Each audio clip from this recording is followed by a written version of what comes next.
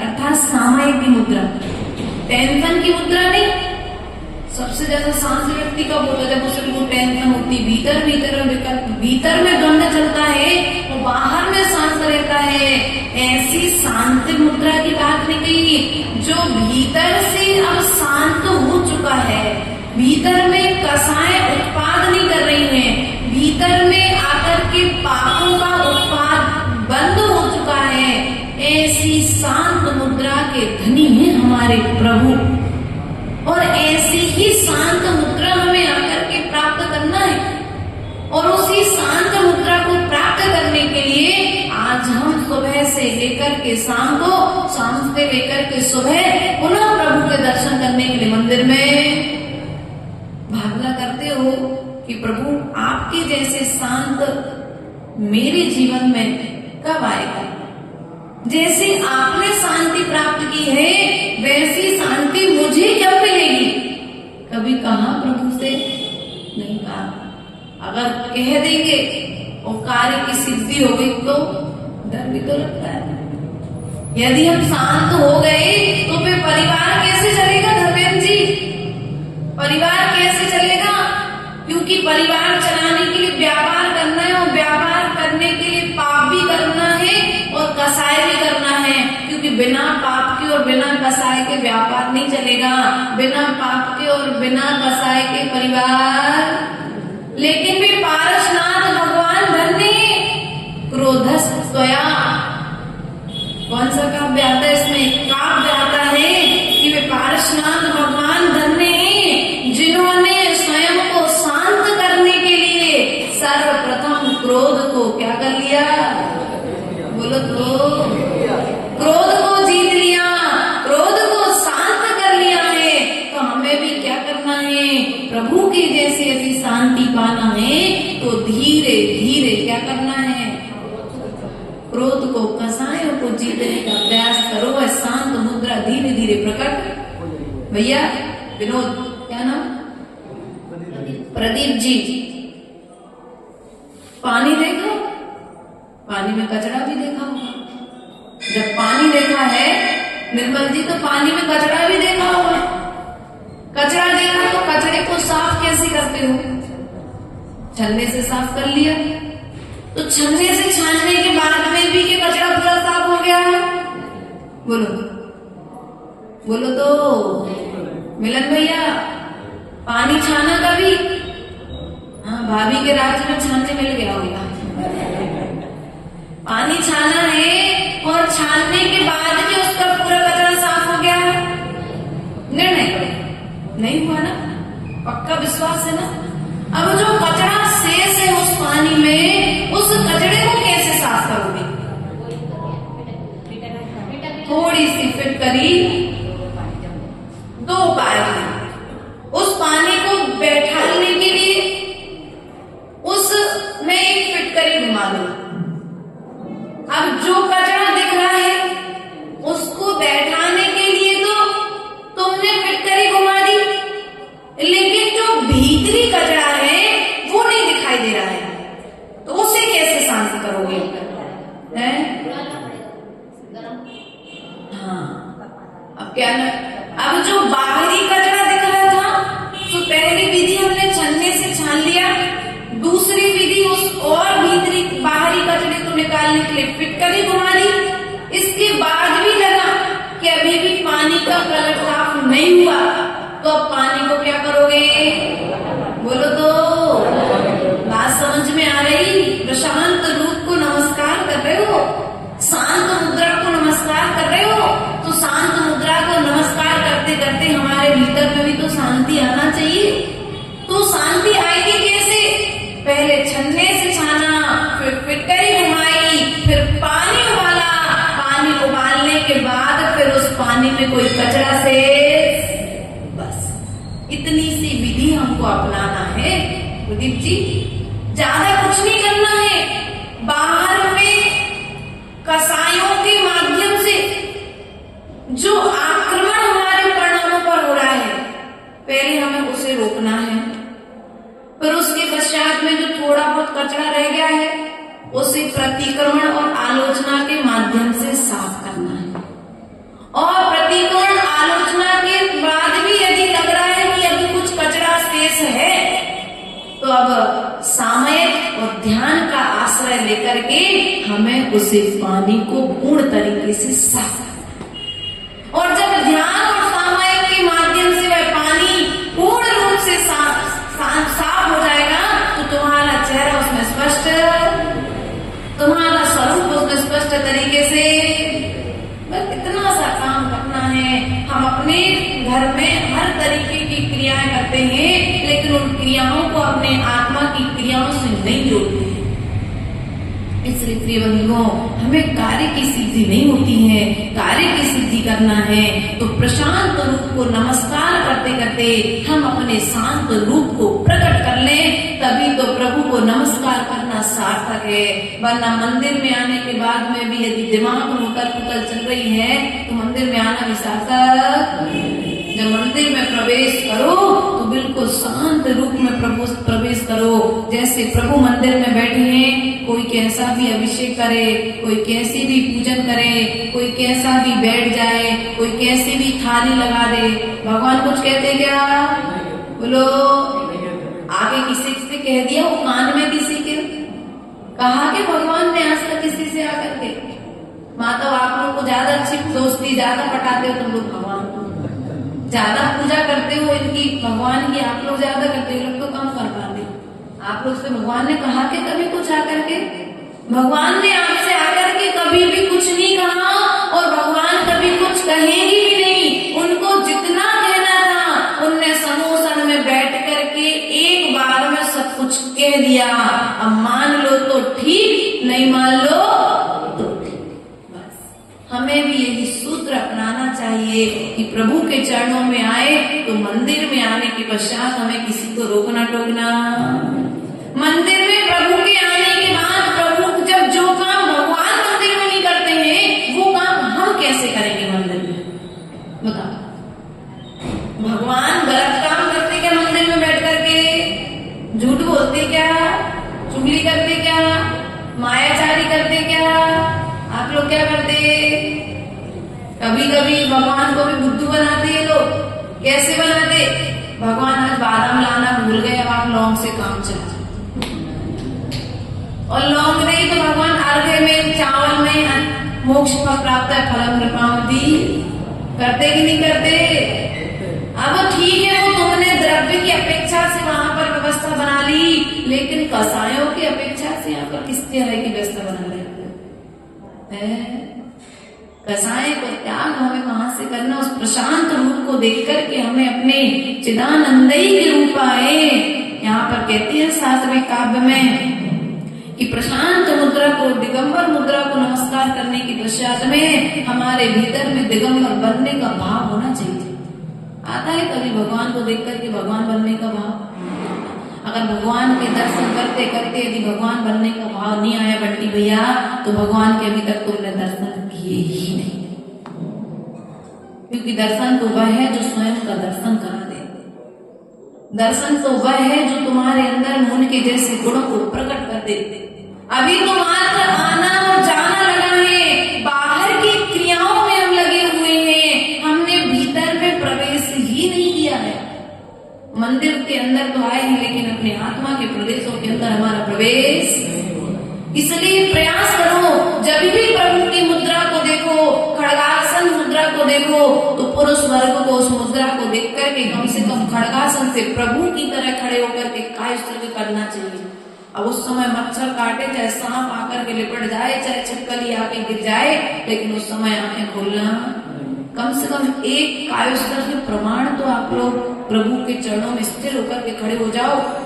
एक कायोस्तर के प्रमाण तो प्रभु के चरणों में आंख बंद करके प्रभु के जैसे बैठ जाओ। यदि एक कायोस्तर के प्रमाण भी तुमने प्रभु के चरणों में आंख बंद करके या आंख खोल करके तुमने प्रभु को निहार लिया और अपने भीतर के रूप को देख लिया, तो तुम्हारा मंदिर में आना सार्थक हो जाएगा।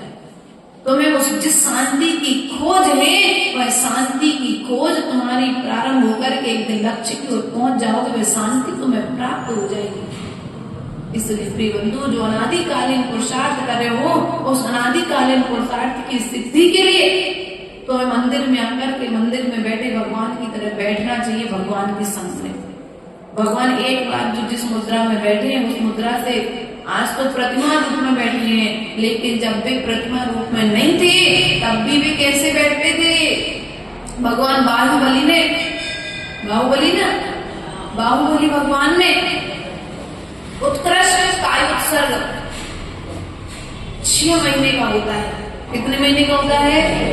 कायोत्सर्ग अर्थात काय और आत्मा को अलग करना, काय पर होने वाले उपसर्ग से अपने आत्मा के प्रदेशों को अलग कर लेना, भेद विज्ञान रूप विचार करते हुए वे 6 महीने तक स्थिर खड़े रहे।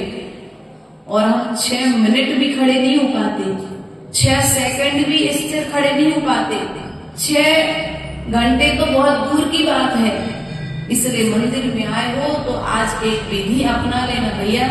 जितने भी हमारे भैया लोग यहाँ पर बैठे हैं और जितनी भी माताएं हमारी बैठी हैं, जब प्रभु के चरणों में आओ तो प्रभु को निहारना, और प्रभु को निहारने के पश्चात में प्रभु के जैसे बैठने का प्रयास करना, रीढ़ की हड्डी को बिल्कुल सीधा करके बैठना, अपनी श्वासों को गिनते हुए कायोत्सर्ग करने का प्रयास करना। और ऐसे श्वासों को गिनते हुए जब कायोत्सर्ग करेंगे तो धीरे धीरे जब तुम्हारा ध्यान तुम्हारी श्वासों पर एकाग्रचित होगा तो वह एकाग्रता धीरे धीरे बढ़ेगी। वह एकाग्रता तुम्हें एक दिन अपने आत्मा के स्वरूप में स्थिर कर देगी। लेकिन हम तुम लोग करते तो कुछ भी करोगे ना, तो क्यों भैया? धर्मेंद्र भैया, हाँ तो भैया, मिलन भैया, आज से प्रारंभ करो। प्रीतेश, भगवान के सामने भगवान के जैसे बनने के भाव करो कि भगवान मैं आपके जैसे कब बनूंगा, मैं आपके जैसे कब शांत मुद्रा को प्राप्त होऊंगा, ये संसार के संकल्प विकल्प मुझसे कब दूर होंगे। तब वे भगवान तुम्हें आकर के सद्बुद्धि देंगे, वह पुण्य बढ़ेगा तो सद्बुद्धि आएगी, और सद्बुद्धि जब आएगी तो अपने आप मोक्ष मार्ग के लिए तुम्हारे आत्मा के प्रदेश लालय हो जाएगा। इसलिए पुरुषार्थ हमें इसी भाव से करना पड़ेगा। प्रयास करो। चिदानंदे की रूपाय, चिदानंदे की रूपाय, जिनाय परिमात्मने, परिमात्मा प्रकाशाय, नित्यं सिद्धात्मने नमः। अर्थात कैसे हैं आप? चिदानंद आत्मा आनंद स्वरूप है, कर्मों को जीतने वाले हैं। और कैसे हैं? उत्कृष्ट आत्मा है, परम आत्म तत्व के प्रकाशक हैं, सिद्धात्मने अर्थात सिद्ध स्वरूप है। नित्यम सिद्धात्मने नमः। ऐसे नित्य सिद्ध स्वरूप आत्मा के लिए मैं नमस्कार, इसके लिए नमस्कार किया।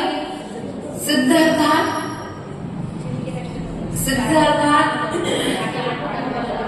अरिहंतो भगवंत इंद्र महिता, सिद्धास्ति सिद्धीश्वरा। क्या बोला? सिद्धास्ति सिद्धीश्वरा अर्थात जिन्होंने समस्त सिद्धियों को प्राप्त कर लिया है, अब उन्हें कोई भी सिद्धि करना शेष। ऐसे सिद्ध भगवान को मैं नमस्कार। बस यहाँ पर भी वही बात कही है, उन परमात्मा के लिए नमस्कार करता हूँ। आप लोग जिंद सिद्ध कर रहे हैं आजकल, लोग भूत व्यंतरों को सिद्ध करने में लगे हुए हैं। भूत व्यंतरों को सिद्ध करोगे तो तुम्हें भावों में भटका देंगे, लेकिन एक बार यदि तुम जिनेंद्र भगवान को सिद्ध कर लोगे तो कभी भी तुम्हें जिंद बनना।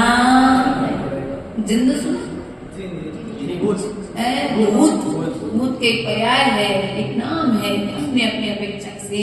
इसलिए प्रिय बंधुओं, उस स्वरूप को नमस्कार किया जो स्वरूप हमारे भीतर में भी विराजमान है। आनंद स्वरूप। कैसा रूप बताया आत्मा का? आनंद स्वरूप, आह्लाद। प्रभु को देख करके भीतर में आह्लाद होना चाहिए।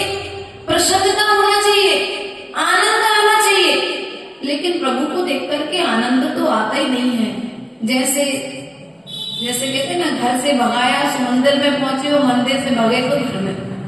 ऐसे वो आलस रूप में हम प्रभु के आते हैं। सब आ रहे थे सो हम भी मंदिर आ गए, सब जा रहे थे सो हम भी चले गए। कुछ भीतर में अलग से उमंग होना चाहिए। जैसे चक्रवर्ती देखो सब कार्य छोड़ करके जब मालूम पड़ा कि पुत्र रत्न की प्राप्ति हुई है, आयुधशाला में चक्र रत्न की प्राप्ति हुई है, और वहां पर भगवान आदिनाथ स्वामी का समोसन आया है। क्या किया सचित भैया, क्या किया? भरत चक्रवर्ती ने सब कुछ छोड़ दिया, पूरे काम छोड़ दिए, पुत्र का मुख देखने के लिए नहीं गया। क्या पुत्र का मुख नहीं देखा पिता ने? आयुधशाला में चक्र रत्न की प्राप्ति हुई है, उस चक्र रत्न को देखने के लिए नहीं गया। उसने कहा मैं तो सबसे पहले प्रभु की देशना को सुनने के लिए जाऊंगा, और सभा अपनी प्रजा के साथ में समोसण में पहुंच गया। इतना समर्पण जब तुम्हारे भीतर में रहेगा तो घर में शादी रहे, चाहे घर में बच्चों के पेपर रहे, तुम सब काम को करने के बाद में भी धर्म सभा में, मंदिर में। आज महिला क्या कहती, माता जी छोटे बच्चे हैं ना इसलिए मंदिर नहीं आ पाते। अरे भैया तुम भीतर की बात क्यों नहीं कहती कि अभी तुम्हें भगवान के दर्शन की महिमा का ज्ञान नहीं है, भगवान के दर्शन की महिमा का महत्व पता नहीं है, इसलिए तुम्हारा मन मंदिर आने का नहीं होता है। 100 काम होने के पश्चात में भी यदि किसी के यहाँ किटी पार्टी हो तो क्या करती महिलाएं?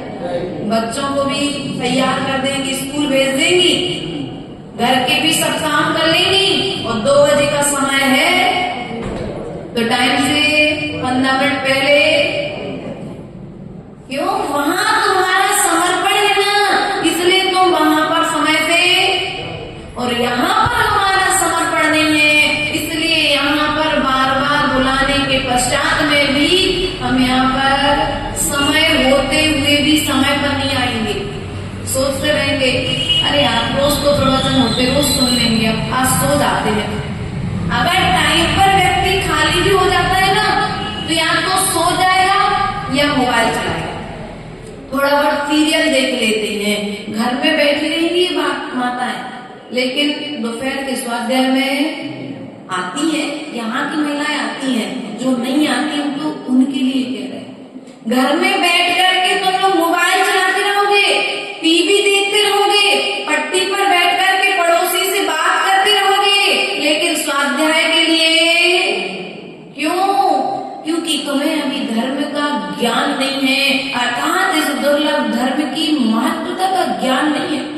उस बच्चे को मालूम है कि यदि मैंने 8 महीनों में मेहनत कर ली तो 9वें महीने में पेपर देख करके मैं पास दूसरी क्लास में चला जाऊंगा, और यदि मैंने 6, 7, 8 महीने मेहनत नहीं की तो फिर मुझे रिटर्न दूसरी क्लास, फिर से इसी क्लास में वापस, और मेरा 1 साल बर्बाद। बस यदि तुम लोग को भी इतना ज्ञान हो जाए कि तुमने यदि इस भाव में तुमने जो पुण्य कर लिया वही पुण्य तुम्हारे लिए देव प्रयाग में लेकर के जाएगा, और इस भाव में यदि तुमने पुण्य नहीं किया तो फिर पुनः तुम्हें इसी संसार के दुखों में, चक्रों में भटकना।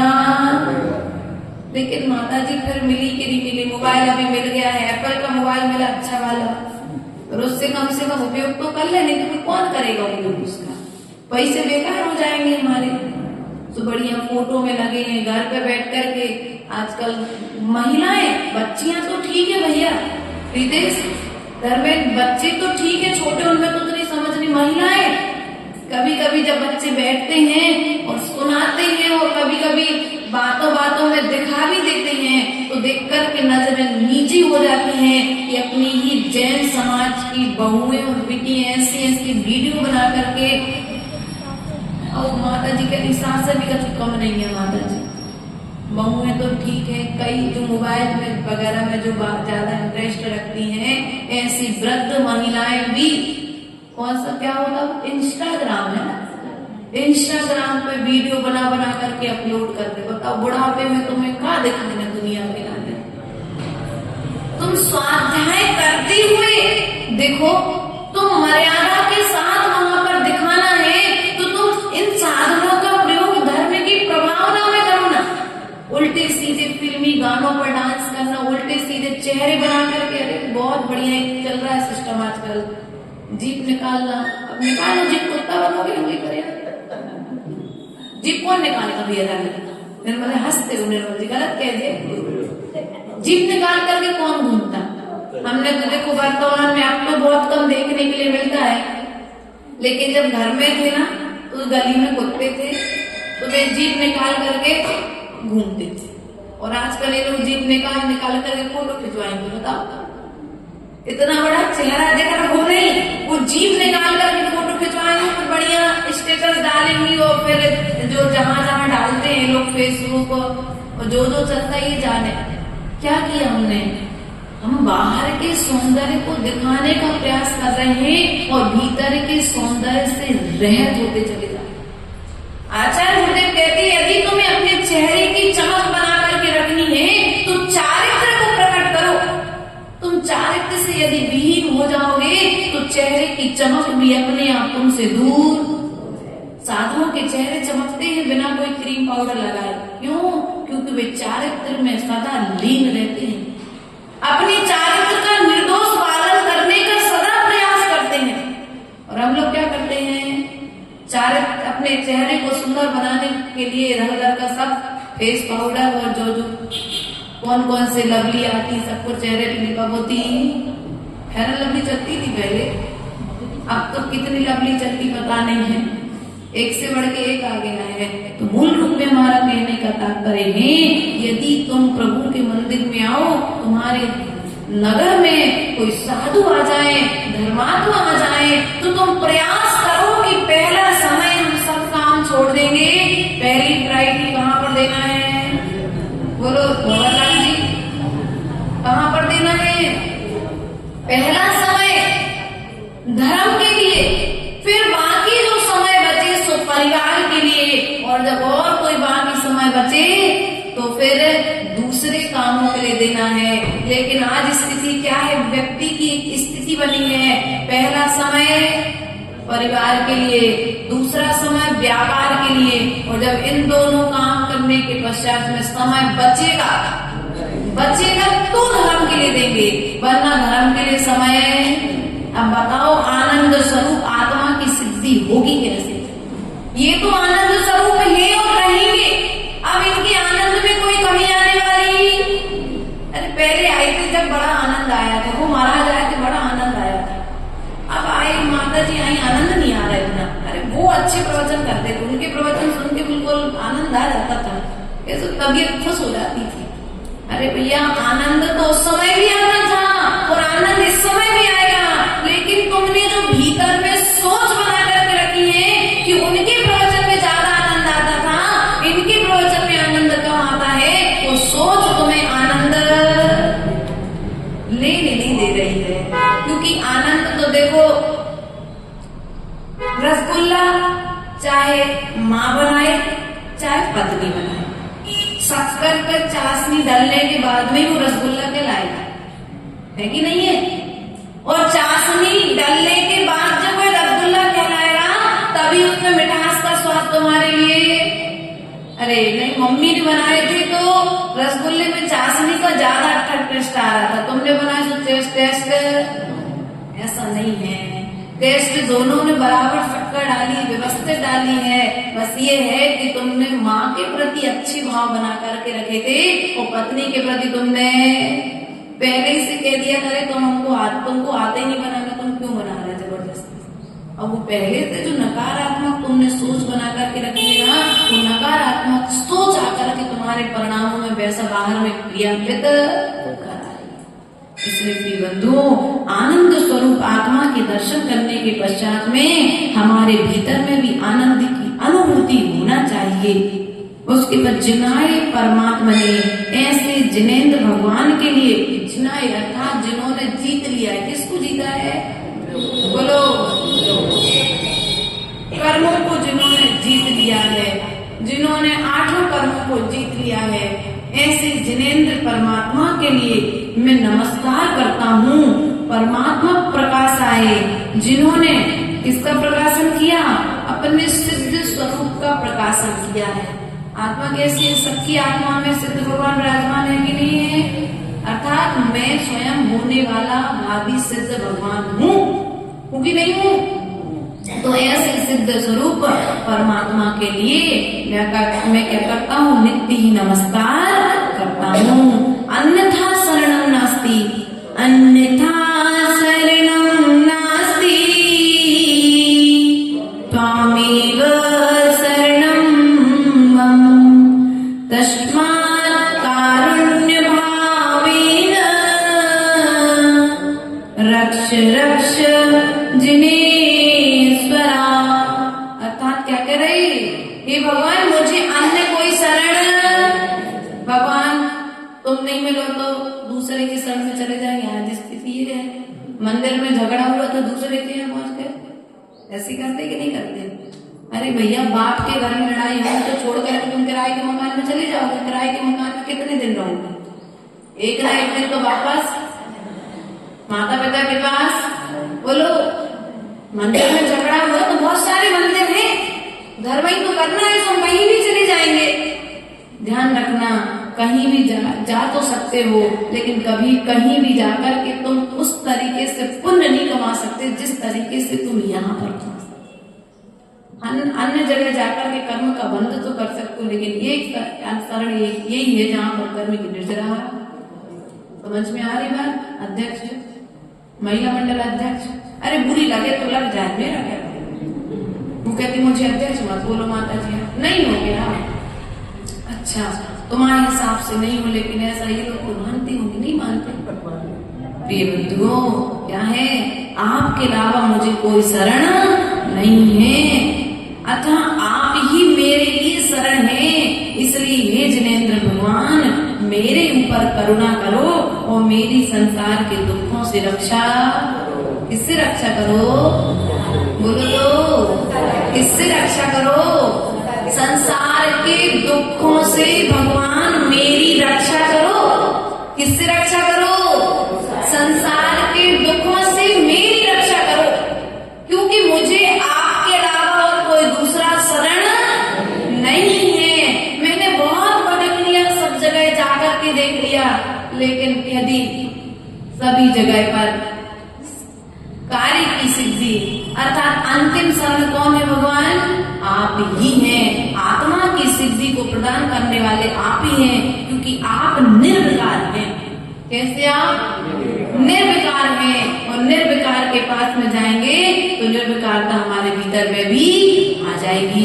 ऐसे भावों के साथ में हमें प्रतिपल प्रभु के दर्शन करना चाहिए, तभी आकर के हमें हमारे इष्ट की सिद्धि होगी। बोले परम पूज्य आचार्य गुरुवर विभव सागर जी महाराज की की ज्ञान से सुजे लो गायो, सोहाड़ी मस्तक नमो